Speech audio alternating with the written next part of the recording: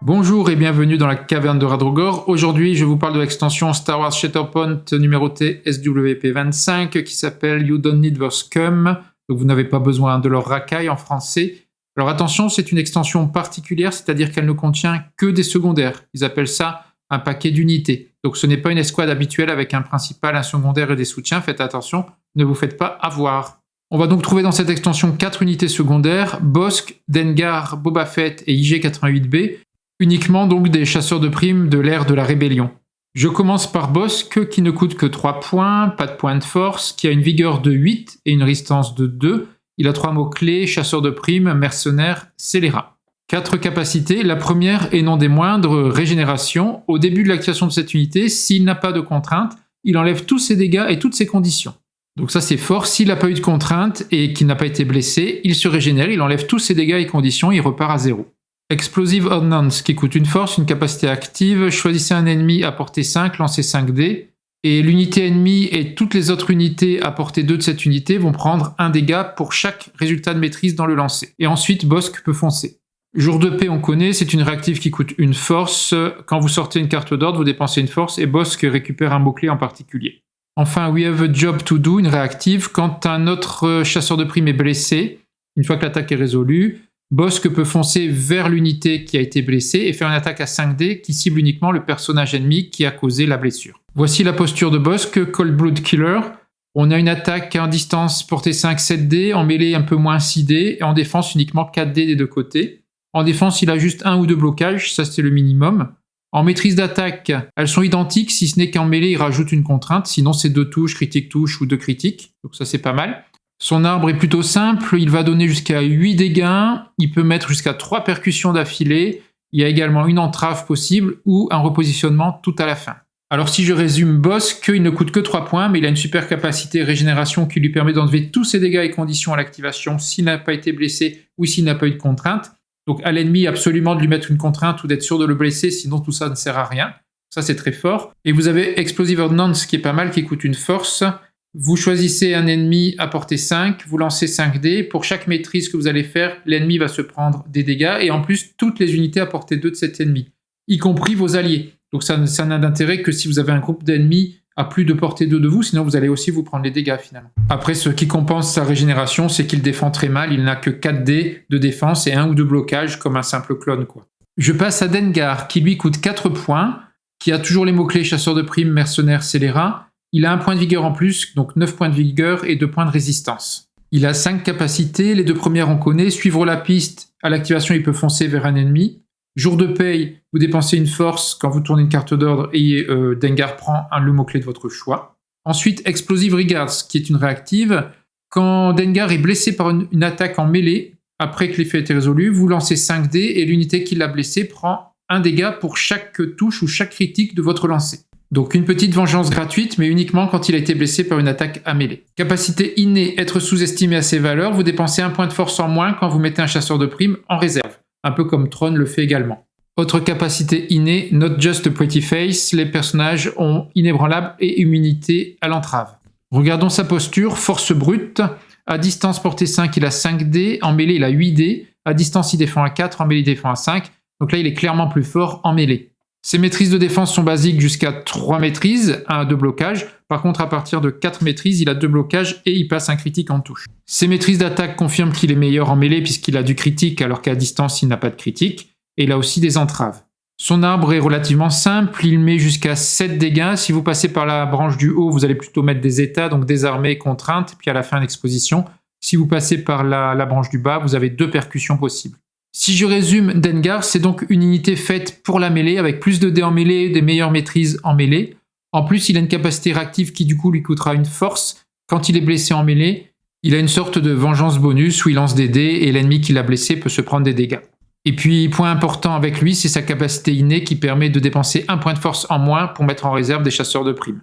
Je passe à Boba Fett, qui lui a comme mot-clé chasseur de primes, mercenaire, et ensuite il a une capacité, en fait vous choisissez à la mise en place, s'il est Empire Galactique ou scélérat. Il a une vigueur de 9 et une résistance de 2, il coûte 4 points. Boba a 5 capacités, la première, You're Running Out of Options, au début de l'activation, Boba peut sauter ou faire une attaque à 5 dés qui cible un personnage principal ennemi. Donc encore faut-il avoir un personnage principal ennemi à portée 5 dès l'activation.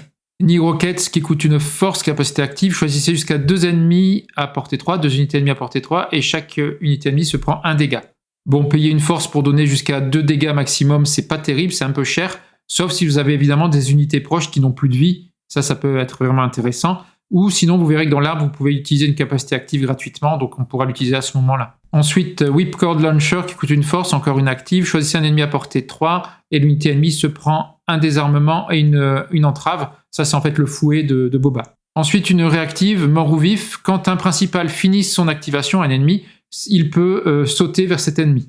Donc à la différence de Hunter, c'est un saut et ce n'est pas à la fin du déplacement de l'ennemi, c'est à la fin de son activation. Faut juste ne pas l'oublier, c'est le genre de capacité qu'on a tendance à oublier. Et la dernière capacité, Highway End, c'est celle qui permet de choisir en fait le mot-clé Galactic Empire Galactique ou Scélérat à la mise en place de Boba.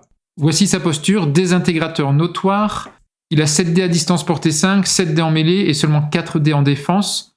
Heureusement, il a une armure en Beskar, donc il a tout de suite 2 ou 3 blocages, donc c'est mieux que les autres. En termes de maîtrise d'attaque, elles ont l'air meilleures à distance puisqu'il a 1 à 2 critiques. En mêlée aussi, il a 1 à 2 critiques, mais à distance, il peut annuler des blocages.